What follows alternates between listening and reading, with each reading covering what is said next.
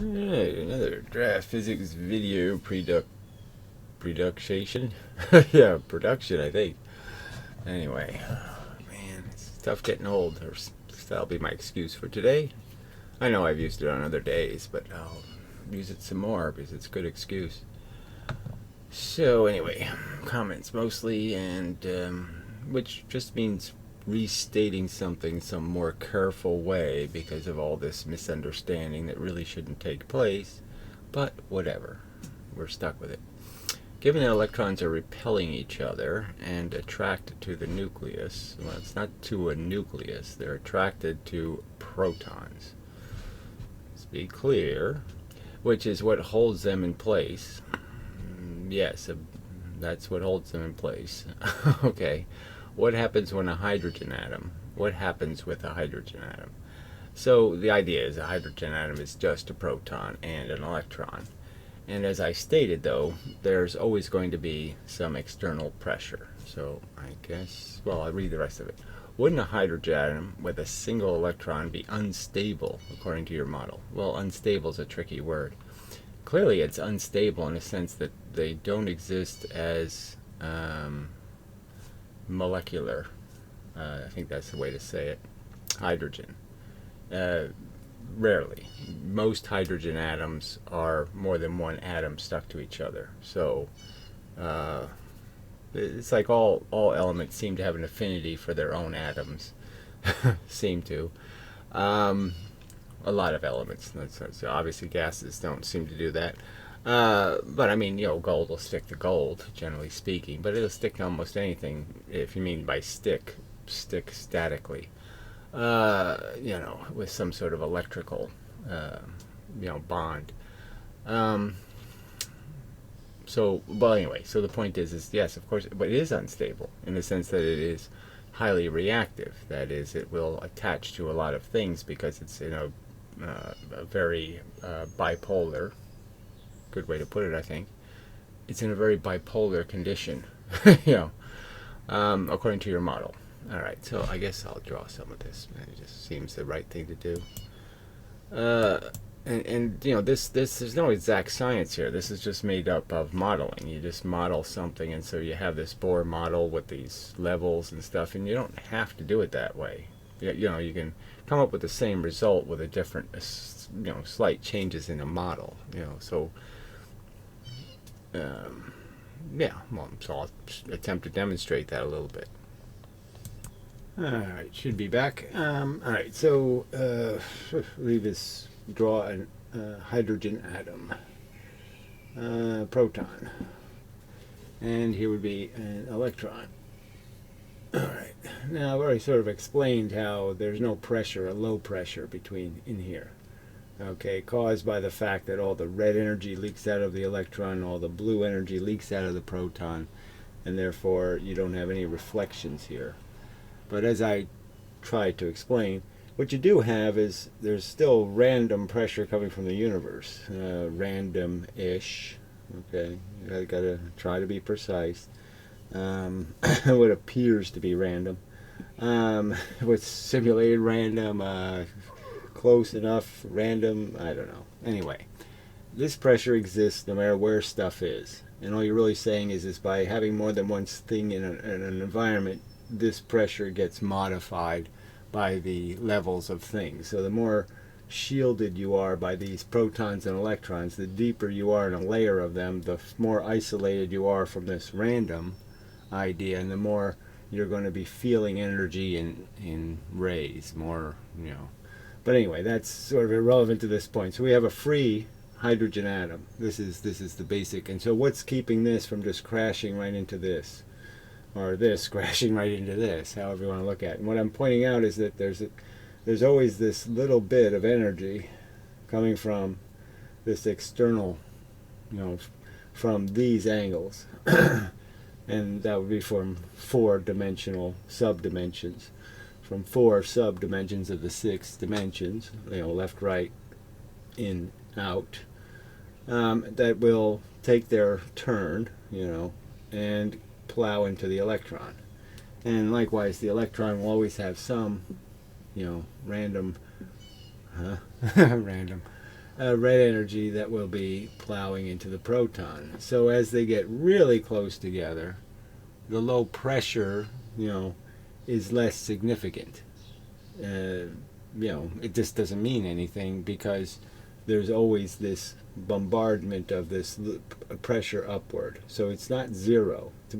For them to crash, it needs to be zero pressure. Okay, it has to be a low enough pressure that there's not something that's always pushing back up. So as long as there's something pushing up, pushing away, they'll stay disconnect. They won't crash into each other. So this is basically the Bohr model. Basically tells you that, So I would argue that this is essentially indistinguishable in some respects from neutrons. That a neutron is really a hydrogen atom. It's just a variant. So the closer this electron is to the proton, the more neutron, okay, the hydrogen atom becomes. But the point is, it's in free space. These are always connected to each other. So you can sort of understand that there would be an electron here and another proton here, and that would be hydrogen 2, that it's usually in the form of. And so then you can understand how the connections would be more, the stability of the molecule would be greater. All right. All right. So the Bohr model, just does this thing where it says there's these discrete energy levels. Okay, it's just like these are really solid places, and it can only be in these places. The electron, and it's saying it's orbiting, which I'm saying there's no necessity for all this movement. I don't think there's any place for it to come from, so I don't think it exists. What I'm arguing is that these things stay in stable positions, and when there's a shared electron, it's literally shared. The two atoms are sharing it in a position, and it's in that position. It's not orbiting the two atoms, because that wouldn't be a bonding agent. This is a bonding agent because both of the atoms have a solid attraction all the time. If you allow this electron to go spinning over here, there's no reason why this atom hangs around. It could get knocked off too easy. So it would be too weak a bond. It would be useless as a bond. So I would just argue that this is a variable, that you don't need these to do quantum mechanics. You don't need these orbits to be stable. All you need is the quantity of energy that pushes electrons further away from protons. You only need that to be stable, that to come in quantizable clumps. So I would sort of argue if there's 5 photons between these two, I'm doing it the wrong way. I have to do it with another electron. So you have to use more complex atoms to do the illustration. But there's tons of spectral lines for just hydrogen. Most of them are in the infrared, and most of them in the ultraviolet. And I think there's only 4 in visible light. So there's 4, lines, and that was why they started with this whole orbit thing. If they would have known there was a ton of lines, they might have not have bothered with orbits, but who knows. But the idea is just increments of energy, and I would argue, that those increments just have to do with some force that keeps these things closer or less close, and that force has to be, in my opinion, from the external world always. But I'm just saying that I don't know how to illustrate it.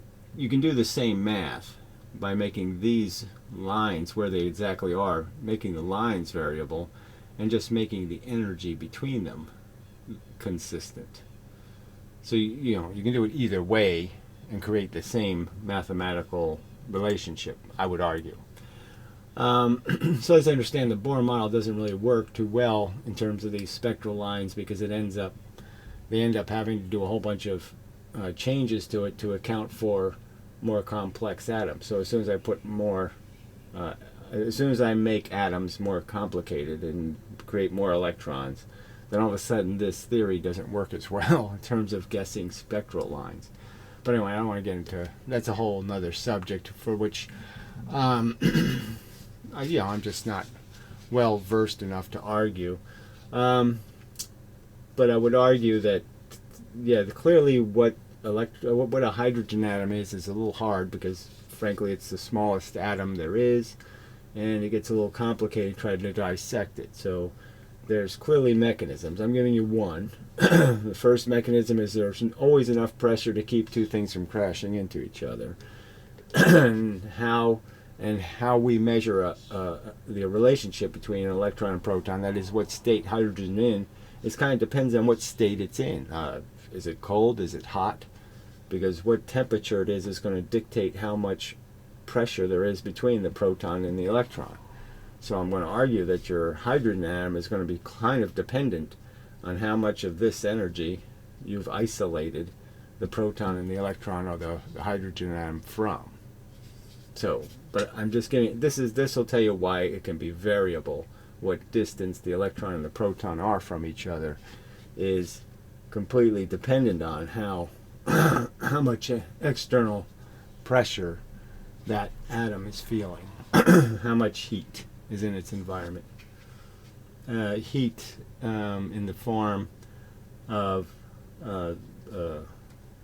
gravity, this stuff always turns into, with anything more complicated than an atom, a form of heat. It's going to cause electrons and protons to move. Alright, that's probably enough to make that point. To explain. Yeah, it's enough to explain. Alright, should be back. Alright, Blart. Right name for you. A beautiful demonstration of argument from personal incredulity, whatever that could mean. Personal incredulity? I don't know. I don't think I've ever seen those two words put together in that form. Given to us by a 1960s fake hippie. Again, in what way fake? Like it's my real hair. I'm not wearing any macrame, or, hippies were big on beads and jewelry and all that stuff, and you'll never find a picture of me wearing anything. I don't even wear a wristwatch, asshole. Don't even wear sunglasses. But whatever. This is on the Sean Carroll video. So here we have a certain... Sean Carroll actually did make a video for 60 Symbols, I believe, where he's actually pointing out how physics is incredibly stupid and full of shit, in the sense that, that we can't agree on an interpretation of a simple double slit experiment, right? We have Copenhagen and many worlds and all, and he's basically pointing out how, it sort of does make us look like assholes, doesn't it? I mean, how can we have any credibility when we're all telling different stories? And here I'm just pointing out how he's referencing an experiment that never took place. So, he doesn't even know the history. He's a professional physicist.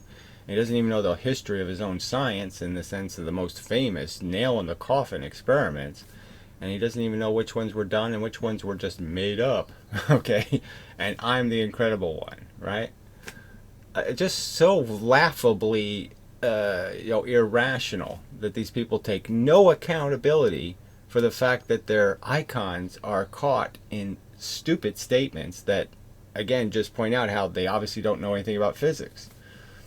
Frankly, you've never really thought about these subjects much if you're fooled by the Young experiment. Because I'll defy you to show me where Young's analysis was anything that he contributed 1 cent to the knowledge of photons that Newton had already written. So show me something Young exposed as a truth that Newton hadn't already written about. All right, so, and they're professionals, right? And they can't even understand. And again, this is the foundational experiments of their entire theory. And you're calling me the incredible one. I lack credibility. No, they lack credibility, quite obviously, and it doesn't matter to you because you love them. Whatever, you have this silly, stupid bias that tells you, they know mathematical formulas and stuff, and so they must be the smartest people on earth, or some kind of crap like that. I don't know what you think, but clearly I'm pointing out how they don't even know the history of their own frickin' discipline. They care that little to find out what their job really is. So, I mean, especially as scientists, one of the first things you're supposed to do as a scientist is do, like doctors, first do no harm, like they should teach you that the first day you go to doctor school. Hey, the idea is don't get too wild and reckless, okay? The idea is not to kill your patient, but improve their condition. Um, they don't even understand their own physics. That physics is about evidence, and you can't make it up. You have to actually do experiments if you're going to cite them. You can't just make up the results of the experiment and say they confirm my theory. They're not allowed to do that. Shithead. Yeah, but just fuck you. I'll delete it this time, but... Well, he has another comment, so... be interesting to see if you can derive Maxwell's laws. They're not laws, idiot. There's no Maxwell law. They're fucking equations, okay? Basically, summations of other people's equations put together for the kind of the express purpose to indicate that we sort of already understand that there's a connection between electricity and magnetism, and he just illustrates it by taking other people's work and putting it together and demonstrating that, see this connection. And as I've pointed out, if you look at Maxwell's drawings, they're perfect illustrations of what I'm drawing in terms of how the force really behaves, how it really manifests itself as a straight line, radial force from objects.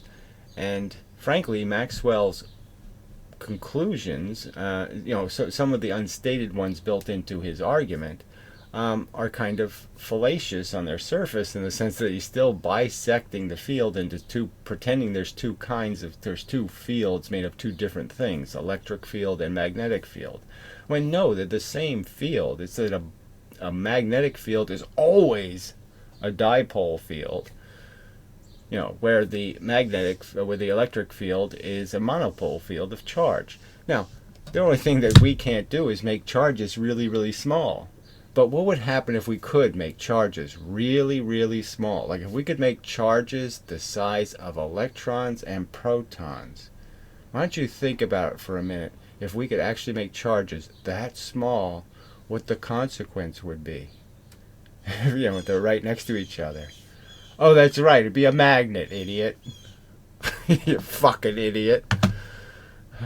God, you people are just such cunts. There is no ether true enough. Oh, so you know that one for sure. You don't know what a field is, question mark?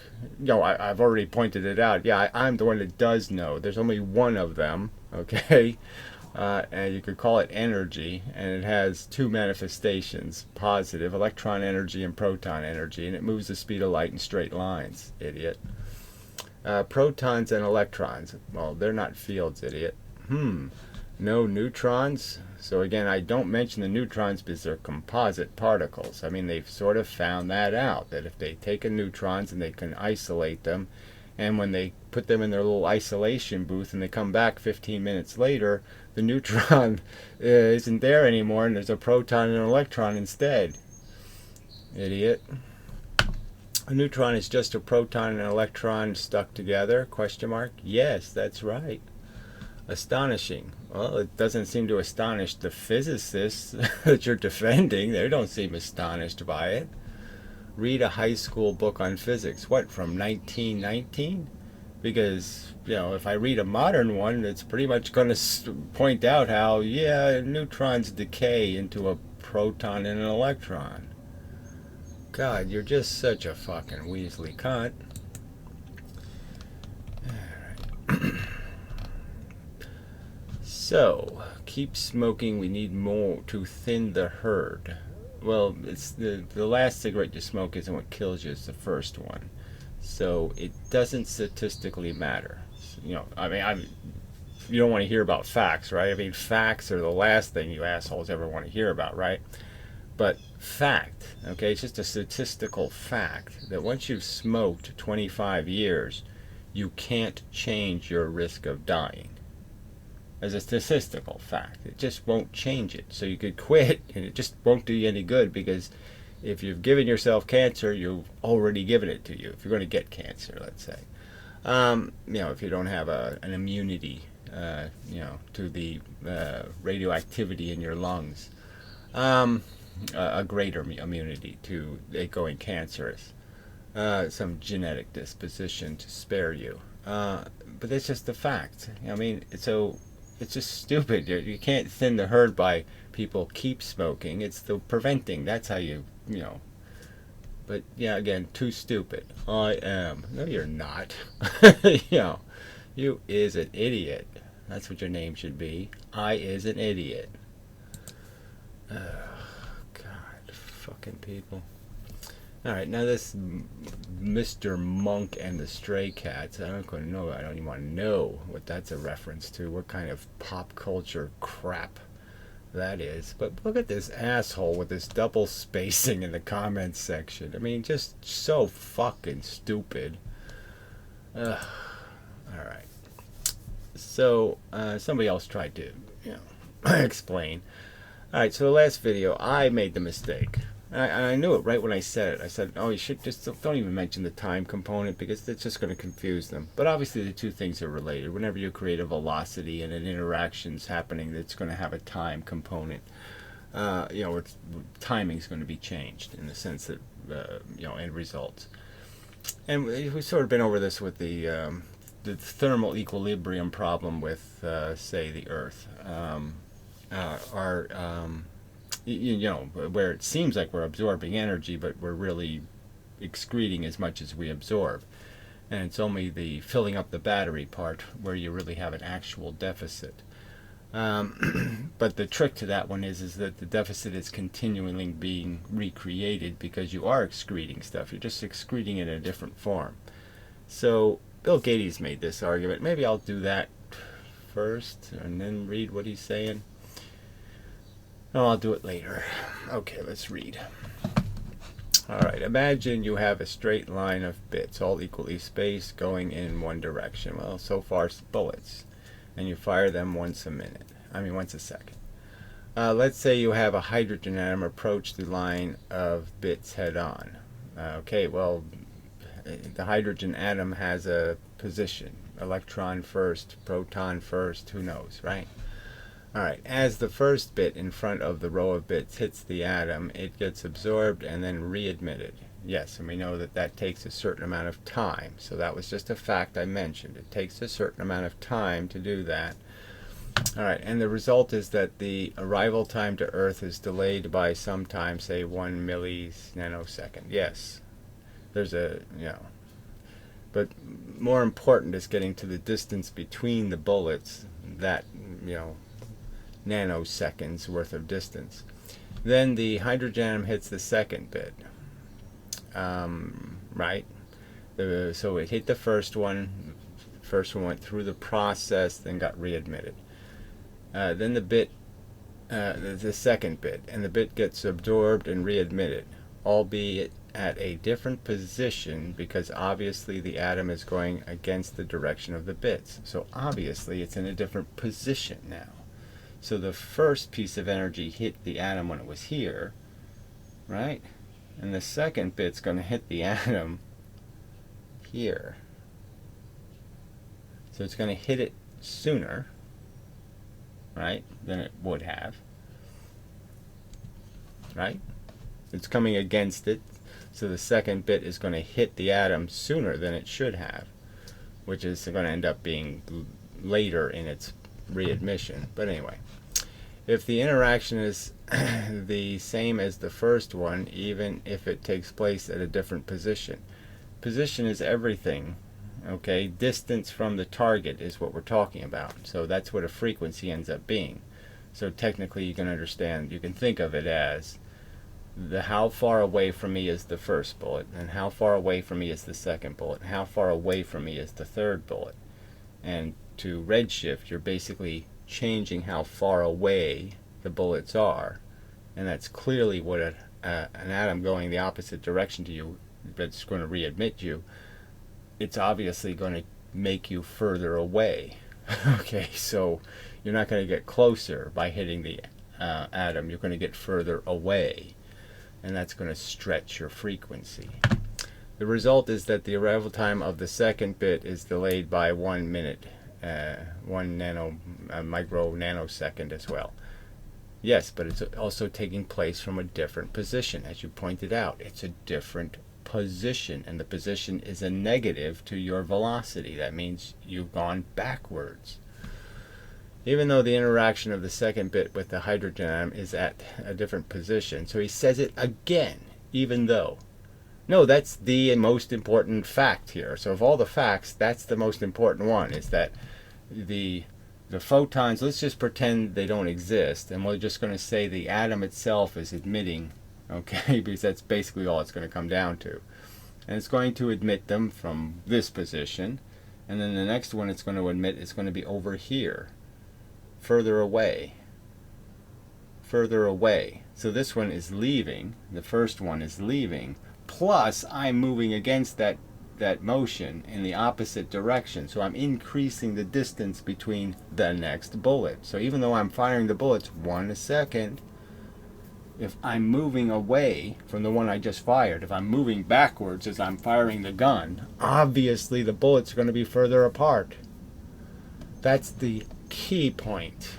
Okay, the time thing isn't so important as it is the movement thing. The position you're at when you fire the gun.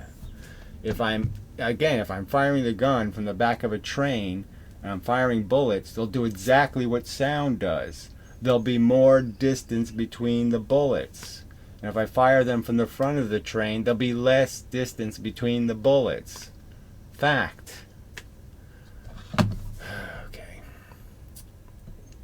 If the interaction is the same as the first one, even if it takes place at a different position. So you keep saying it. So he says, even if, or in spite of, or regardless of, he keeps pointing to the position argument as if it's the secondary argument. No, that's the primary point, is position has changed. The result is that the arrival time of the second bit is delayed by one, whatever says, well, okay. Even though the interaction, so he says it again, if the second bit is with the hydrogen atom is at a different position, this is where I should have been, then when the first bit had its interaction, if the amount of delay is the same, then the end result is that both the first and second bit are delayed by 1 micro nanosecond in terms of arrival time.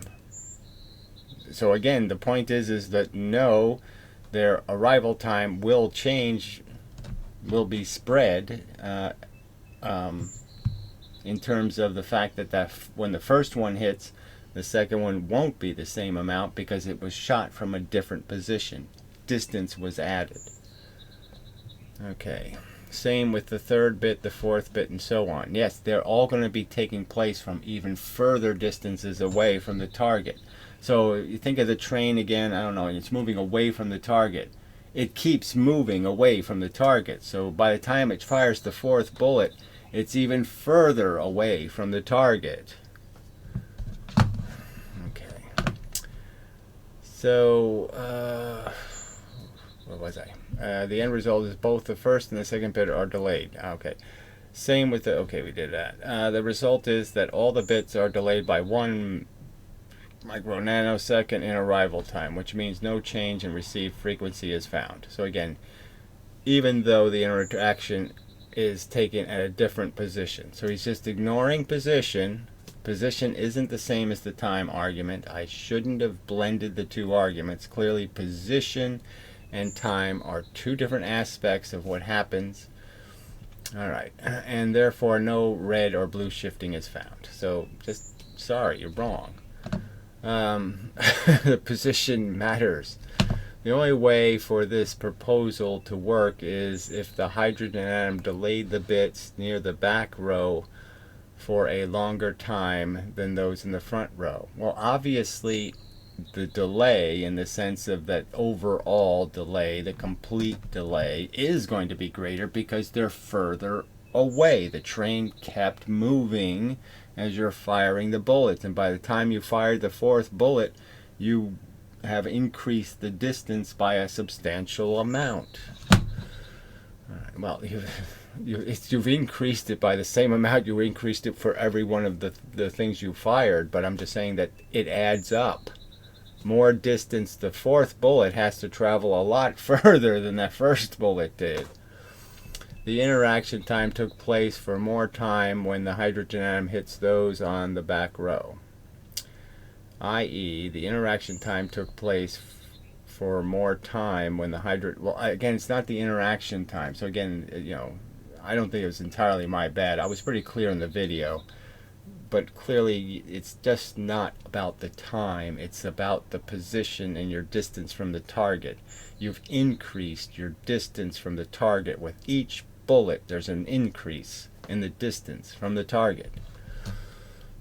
To put it another way, an increase in what would have been the distance from the target.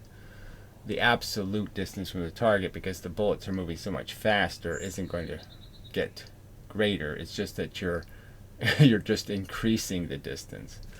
All right. Then if the bullets were free, fired from a stationary object. To put it another way, imagine a row of bits again. Yes, it's true that as the hydrogen atom absorbs and readmits the nth bit, it delays it and makes it further away from the n1 bit. Okay, so again, but you're focusing just on the time delay, and that wasn't the point. Position is the point.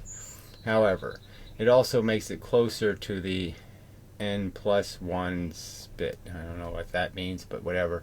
After that, the atom will make that n+1 be further away from the nth bit, yes, but that only cancels out the moment it is made them closer. So I don't really understand what you're saying, but it's clear to me you're ignoring the position where the photon gets emitted from is the thing changed. That's the big change. The end result is that this is not actually making everything more spaced out. Well, yes it is. It's just Doppler, okay? I'm just saying you can just imagine it as if you're standing still and then you jump on the train and then fire your gun. Okay, so you're firing your gun and the bullets are leaving 1 a second. Then you jump on a train and fire your gun, and now your bullets somehow are leaving 1 every second plus whatever extra we want to add for the speed of the train. The speed of the train is changing, okay, the frequency of the bullets, and it's just a fact because you jumped on it. So you can think of it exactly the same way. So if I just gave you that scenario, I say here you are standing on the ground, you're firing bullets, they're hitting the target 1 every second. You jump on the train's moving in the opposite direction, and now your bullets are hitting the target 1 every second plus a little extra. And that's a fact, right? So that you can understand. Well, what's the difference? Jumping on the train is the same thing as hitting the train. Okay, if you're a photon. All right. Yeah, so that should have done it. All right. So anyway, so somebody moving against the current. Well, here the end result is that this does not actually make everything more spaced out. It just delays the entire row by the same amount of time. So again, if I just stick with the train metaphor, where you're shooting without being on the train, and then you jump on the train goes by and you jump on it, and you're still shooting, and now your bullets are going to hit how? They're going to hit the target how, in terms of how they're spaced. And I think you'll be able to figure the point out, even if the atom is moving against the current. Now, moving against the current is huge. So again, you're saying it, and it's just, no, I'm sorry, it's huge. All right, so this MOOC T3 attempted an explanation, I believe. We'll see. Yes, at first you could say he's just talking about simple delay. Yeah, again, I shouldn't have mentioned it, but it just seemed, I'm just saying it's part of the fact, okay, of charging a system. So as I'll go into the gravity argument, it's just one of the facts. Yeah, it's not, just leaving it out doesn't seem right. So you should point out how there is this fact that photons take time to get through material atoms. It's just a fact, and you should point it out. All right. Delay occurs even in cables. It's a very well-known effect in high-speed electronics, but his point But his point, I guess that's his, is that this is a dynamic delay that could also create a lowering frequency effect. Well, it's clearly dynamic in the sense that the delay is fundamental. You have to delay to be able to go more distance, right? So you can't go distance in some direction unless you take time to do it. So in a sense, the delay is required for you to increase the distance. You can't increase the distance if you didn't delay something. All right, our redshift. This is because the photon is not only interacting with possibly stationary atoms, but more importantly with moving atoms. Yes, well, that was part of the point of the argument, is that it would be preposterous to think their atoms are all, they were shot out into space by a supernova and that somehow they're all just sitting somewhere in space going no direction. Of course they're going a direction, they're moving. And the simple argument is you'll obviously hit more coming towards you than you'll hit going with you. Just a fact of whatever you want to call that. Of elemental physics. And the accumulated effect over the cosmic distances could create a delay. But in top of that, a stretching of the frequency or redshift. Again, the timing isn't what's causing the change in the frequency. It's the different position you're in when you readmit the photon that's stretching the frequency. All this according to his theory, so don't yell at me if this sounds incorrect or crazy. So not much of a defense in the sense that apparently he doesn't understand either. So if you're gonna defend me in this kind of left-handed way, then at least do it accurately, okay? Because actually my argument would have been, don't pay attention to the time, pay attention to the position. Okay, fuckhead. Alright, yes, thanks for the point. I want us both to understand each other. The dynamic delay is what you're trying to establish, and I'm saying this has not been done. Well, clearly the delay is, again, I'm not citing some fact I experimentally deduced. I'm just stating a fact that we know that transparent atoms absorb, slow down. Light can't get through it, as it has to go a less than straight line in the same amount of time. So it's just a fact that it takes light time to get through mediums. This is exactly what's in question. I can illustrate that too. I've sort of made the point before. I think the time delay just has to do with the force is in the form of the motion of the electron. The electron moves much slower than the speed of light. So the photon hits the electron moves to another position, and then it emits the photon again. So the photon isn't emitted from the electron being in the same position, and the electron doesn't travel the same speed, and so therefore the delay. I'll reiterate my points. Well, that's not great. I phrased my argument specifically in the case where the atom is moving. Right, so it's in a different position. It's like a train moving then. Exactly as how he depicts it. But you ignore the fact that moving means you're in a different position. And when the movement's against your velocity, it means your different position is retarded from where you would be. Okay. Alright. But his point is, so he kept the grammatical error. But his point is that this is a dynamic delay. So then he says, as I explained, the only way for this to work is if each interaction after the previous one takes place for a longer and longer time each time it interacts. So again, he's just focusing on the time. He's not focusing on the fact that the distance keeps increasing.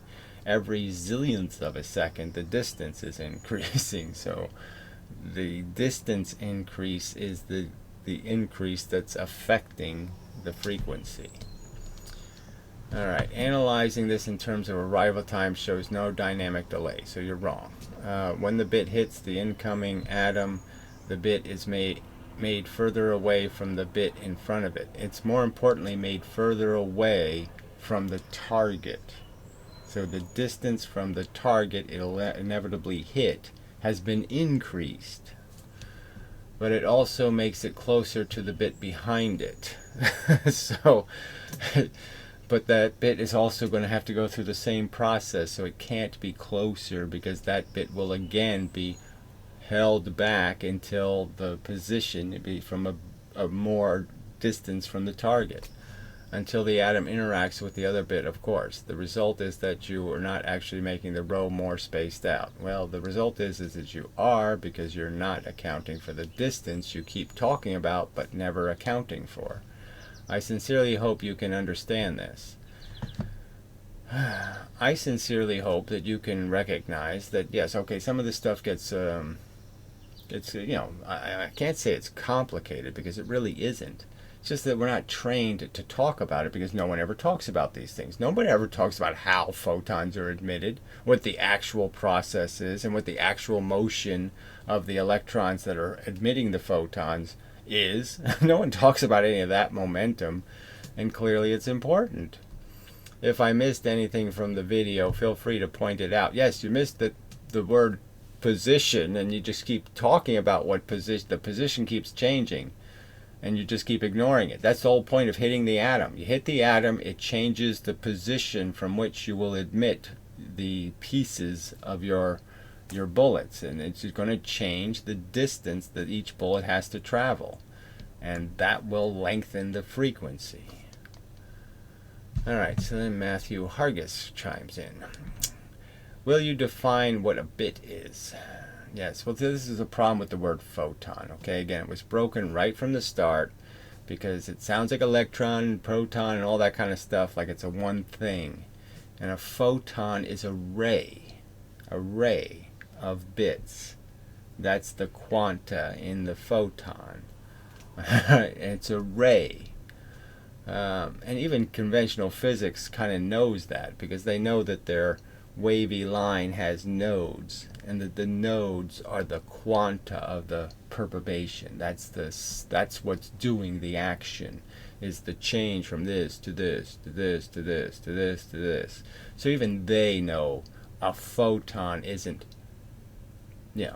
a photon. A photon is made of parts that have to be doing this, if you believe in wave theory, or they have to be made up of a row of bullets if you're doing particle theory. But I'm just saying that we should have no problem understanding that bit could be applied to node in your language, so to speak. In conventional physics speak, what do you think those little nodes are of the wave, the vibrations? What do you call them? What do you call the individual vibration clumps in your wave? It's not my fault you haven't called them anything. Alright, I assume that you mean photons. Well, I mean quanta that make up the photon. Yeah, I would like to just call the clumpy, the little bits, the photons. That would make it a lot easier to call the bullets bullets. It's not my fault that you call the whole row of bullets bullet. It's just not my fault that you're calling something a photon that has an undefined ray length, a node amount, right? I mean, that's your theory, right? Conventional physics just draws this thing with this stupid double helix crap. And it doesn't account for the fact that the whole thing that makes that significance is that the vibrations happen, and the vibrations aren't called anything. You don't call the individual perturbations of pressure, you don't call them anything. See, in regular wave mechanics, you call each wave a wave. You say, well, that's a wave, that lump. And that lump's a wave, and that lump's a wave, right? So you kind of get the idea. You separate these things. But you people never draw your photon by just drawing one lump. You never do that. Bastards. Anyway, all right. I assume that you mean photons. If so, then why not say photons? Well, because it doesn't work. Because you don't have any word for your stupid nodes. Anyway,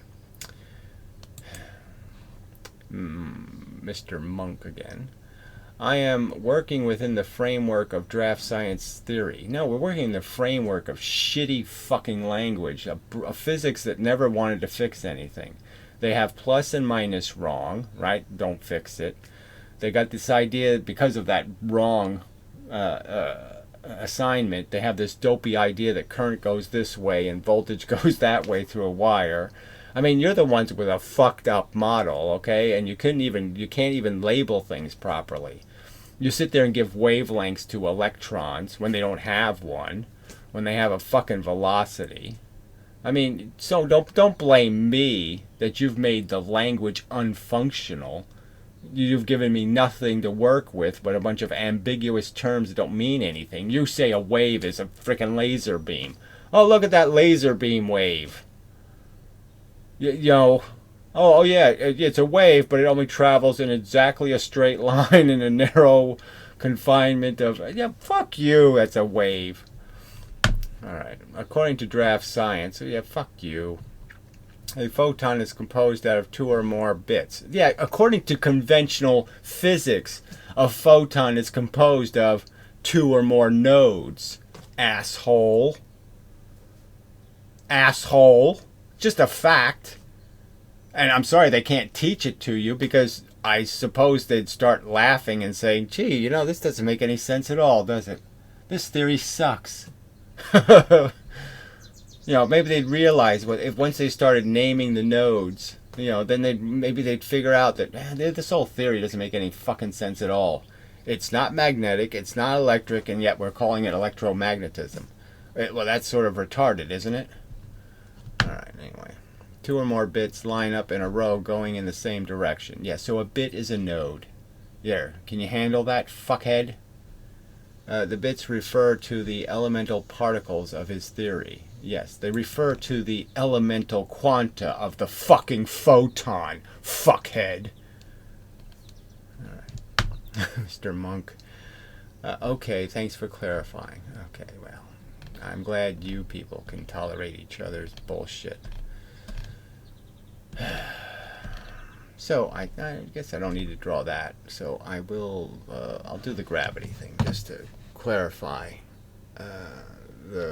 The argument has been made by Bill Gates. Just pointing out, like, the de Hilster theory, it just kind of does sound like an Einstein thing, where somehow you can just take in all these little particles and nothing gets any bigger. You know, somehow they don't go out. Somehow they go in, but they don't go out. And that, you know, that you can have all in pressure to create a gravity. And the point is no, it has to go out. It's just it has to go out in a form that doesn't undo what you did. That is, the in is more powerful than the out. And there I just have to figure out, well, why is that? Why is the energy going out have less effect than the energy that went in? Okay, that's sort of the argument. So I will explain. I'll attempt to clarify. Put it that way. I don't know. All right, I should be back. Pen in hand, small one this time. All right, so there's this argument about the absorption of force. So you've got all this force coming from the outside going in, and in theory, you could say, okay, this object. Let's try to get rid of that glare. Absorbs this force. That is, we're going to do this trapping thing. And so you could sort of think of the trapping thing as just heating it up. So it's almost like the Earth's thermal equilibrium, in the sense that the energy goes in, and you can understand how the first energy never goes out. I mean, it's stuck in there. But eventually, no more energy can get trapped, and so then the energy starts coming out. So you can understand there's a delay when you're charging the battery. So it's almost just like a battery scenario. You can understand when the battery's empty, that is, there isn't a whole bunch of heat trapped, you know, the Earth is really, really cold, well, then you could say all this gravity stuff goes in, creates a high pressure here in the middle where you got a bunch of this stuff is trapped, still pushing on the center. And so you say, yeah, okay, I can see that. All this energy got trapped in here and it didn't go where it was going. So you could say like this, for 4 minutes, there's no energy coming out. Okay, but then once you get full of energy, then all this energy has to start coming out. So now you have as much energy going out as you have going in, and now your whole theory is broken, because how can you have gravity when you have equilibrium? How can you keep the flow going this way when, you know, there's just as much stuff coming out. So again, this is where two arguments, you know, this time thing starts getting, you know, messing up the argument. Because you have to kind of understand that, no, thermal equilibrium doesn't mean that the energy coming out is in the same form. Okay, so that's the trick. You made this thing hot, and it's radiating clumps of shit. Okay, so it's radiating clumps of matter that are hot. All right, that have the little trapped energy in them. So it breaks this trap into a bunch of little traps. All right, and then the little traps leave, but they leave as densities. Okay, they have a higher density of energy in them. Atoms are more pressure, okay, than what would be in the environment, and so there's more stuff per square inch, you could argue, and it's in a clump. Okay, so the atom is a clump of energy. So it's a clump of this force. So this force that went in, it's a clump of that, and it's in this new form. All right, and so the clumps occupy a smaller amount of space, and so what they do is they certainly wipe out some of these arrows coming in. Right, some force that tries to come in is getting wiped out by those clumps that are coming out. All right, but most of the arrows, all right, won't be hitting the clumps. So most of the energy, you'll end up with a net amount of energy. So essentially what you're doing is you're taking this stuff, kind of concentrating it and shooting it out in a much smaller vector. So you're taking a whole bunch of force and converting it into a smaller space, and therefore allowing for the external energy to have a lot more space through which that's free space where it won't be opposed. So if you could turn into soldiers, you know, and you could do it lots of different ways, I think, but you should be able to get this point, that what goes in doesn't come out exactly in the same form, and because it comes out clumpy, okay, the same amount of energy comes out as a smaller package spread over a smaller area. It means that there's lots of room for the, so it's like they wasted, it's like this is 1,000 soldiers and this is one soldier, so they used 1,000 pieces of energy to wipe out one, right? So we got 1,000 to 1 ratio. All right, and the one they should have gone after is this 1, 1, 1, 1, 1. All these ones are totally unopposed. So they wasted 1,000 soldiers here to kill one soldier, and because of that they couldn't kill this soldier, and they couldn't do this one, and they couldn't do this one, because they wasted them all over here. So there's 900 unopposed soldiers because they wasted 999 wiping out this one piece of energy. So if you thought of it that way, you should be able to get it. So that's why even in thermal equilibrium, the system can take in more than it appears to be letting out, in the sense of what energy you will encounter. So as an individual, if you could cut yourself into little tiny pieces, the fact is most of you will get through, because what they're going to throw back at you, they're going to throw all their mass at just your foot. So they're going to kill your foot, but the rest of your body gets through.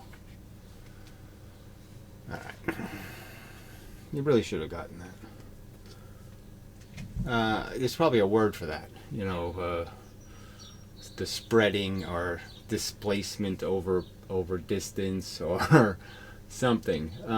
But that's really why gravity works, is because the energy created by gravity, that is the storage of energy that gravity ends up creating, the high pressure, does leak out of the earth as clumps of heat. And the clumps of heat waste the pressure by concentrating it in single locations, and so therefore it's not very effective in stopping the incoming hordes. It's like making a fence, right? So you're basically saying the Earth is going to expel something. It's going to be a fence against the stuff coming in, and the fence is all clumpy. You know, all the rails in the fence are in one place, and then a bunch of rails in one place, and a bunch of rails in one place. You say, oh, it doesn't kind of work as a fence, right? It's not going to do the job. Because this energy will just keep going, right? There's heat going off the Earth. You know, there's stuff that they say there's like fragments of asteroids from Mars that have reached the Earth. I mean, you know, obviously anything radiating could go very great distances. So you kind of can get the idea that these great distances that the stuff flies off at is the fact that it's not hitting anything. It's not hitting enough force to stop it. If there was enough force to stop it, then it would have killed as many soldiers. So, you know, when this kills the one soldier, it still has 999 soldiers marching away. It's still floating away. And, you know, that's the whole thing about ionizing, you know the whole ionosphere and the magnosphere. All of that stuff is full of this stuff. And it's clumps, okay, that have way too many soldiers you know, concentrated in one spot, and it's letting in still tons of energy. All right, anyway, tons of the little stuff. Yeah, I really you should have got that.